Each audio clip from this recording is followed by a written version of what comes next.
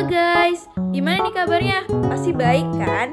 Jadi guys, kali ini kita bakal bahas soal fisika kelas 11 mengenai kalor dan juga asas Black. Nah, tapi sebelum itu ada pepatah ngomong kalau tak kenal maka tak sayang. Jadi perkenalkan, nama saya Milka Napanina Pitupulu dari kelas 11-1 dan absen 23. Jadi daripada lama-lama lagi, mending kita langsung aja masuk ke soal pertama. Oke, pada soal pertama tertulis, pada sebuah bejana kaca yang volumenya 500 ml penuh berisi alkohol pada suhu 10 derajat Celcius. Bejana dipanaskan hingga suhunya menjadi 50 derajat Celcius. Jika koefisien mulai volume alkohol sama dengan 1,1 dikali 10 min 4 per derajat Celcius, maka volume yang tumpah adalah titik-titik.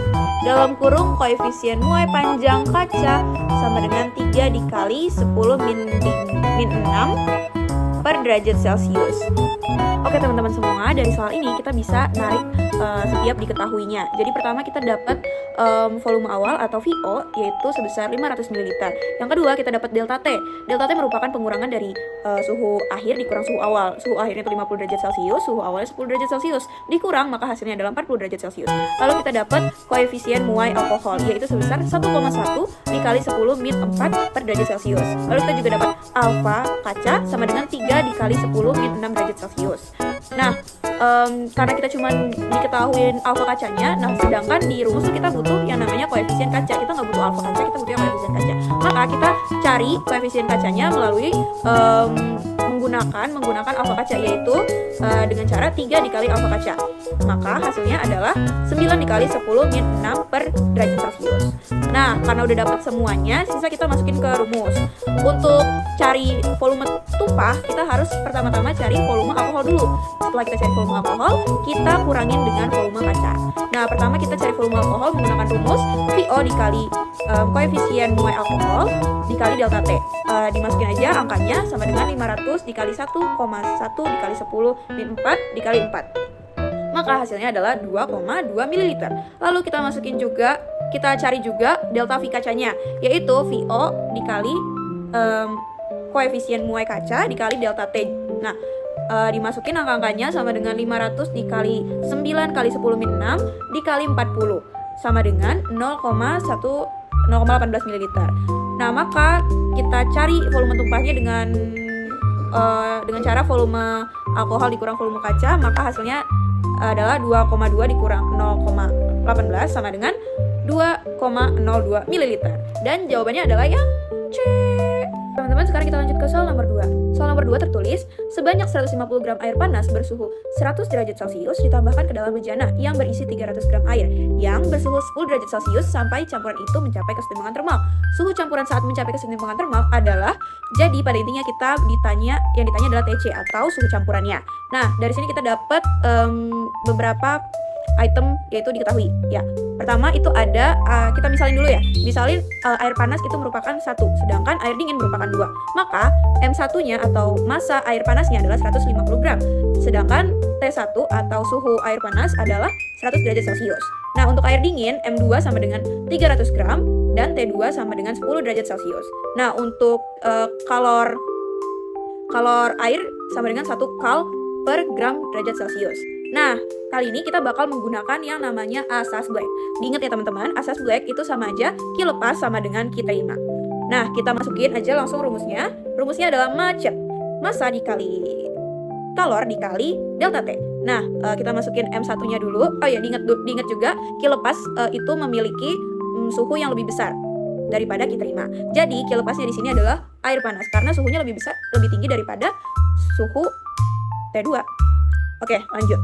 Jadi M1 dikali C dikali T1 dikurang TC sama dengan M2 dikali C dalam kurung TC dikurang T2.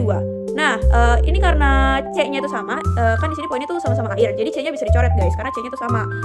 Kalau jenis campurannya itu sama. Jadi dicoret aja, terus kita masukin nilai-nilainya. M1 kita masukin jadi 150 dikali 100 dikurang TC sama dengan 300 dikali TC dikurang 10. Nah, ini kan sama dengan itu artinya bisa dibagi guys. Jadi 150 sama 300 itu bisa kita sederhanain, dibagi 150 dibagi 150 kan 1, terus 300 dibagi 150 itu 2.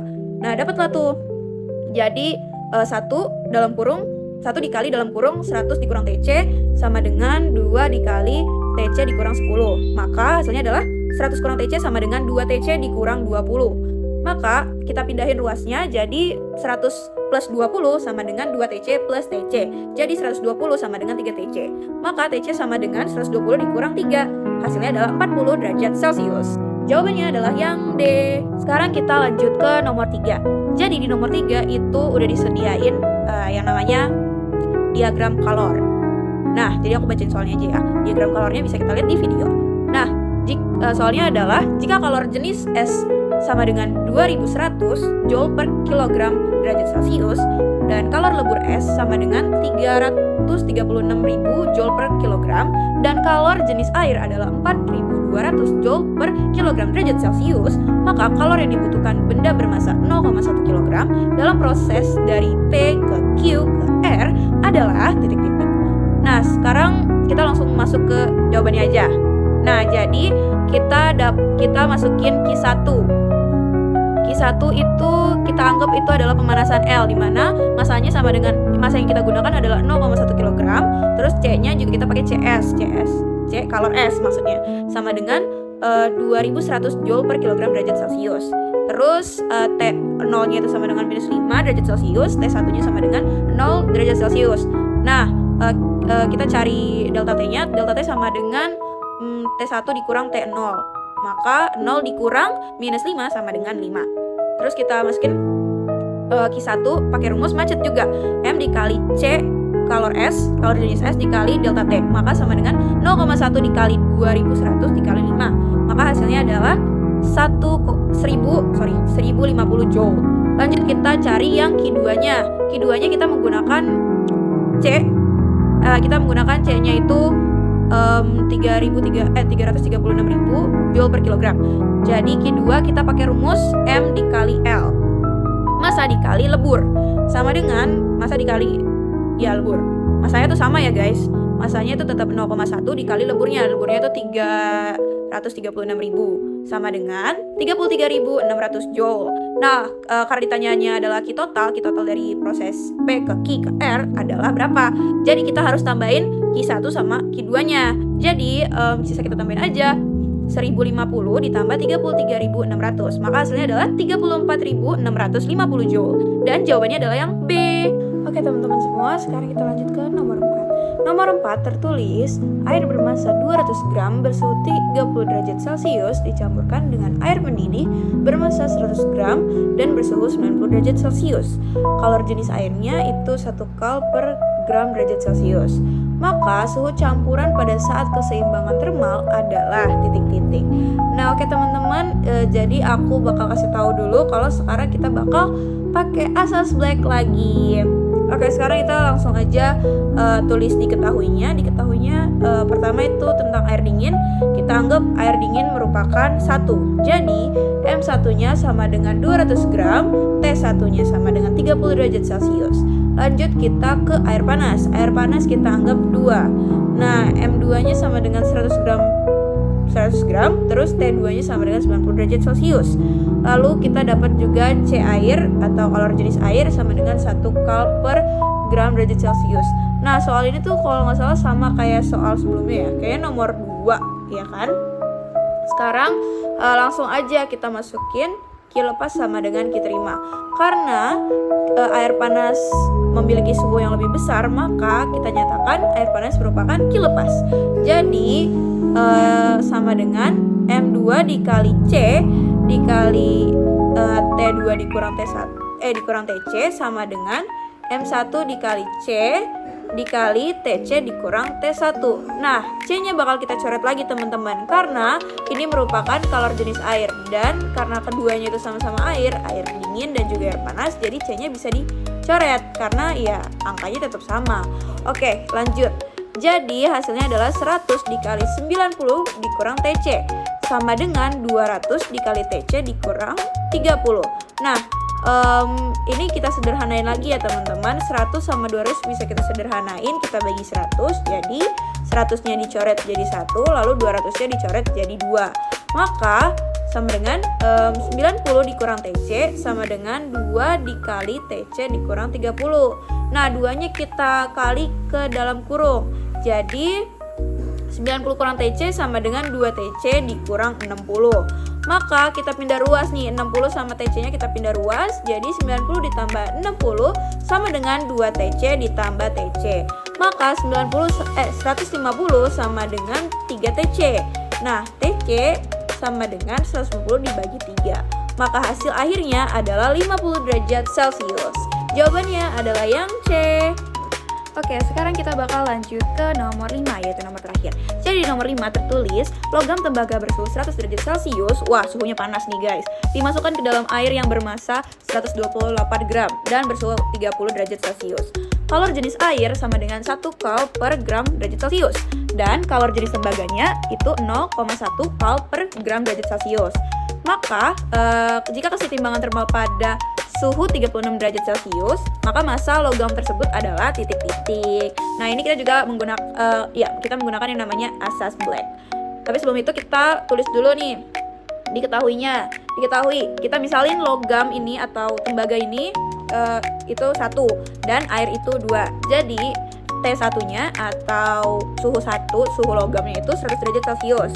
Lalu C1 sama dengan 0,1 kal per gram derajat Celcius. Lanjut kita ke air, M2-nya sama dengan 128 gram.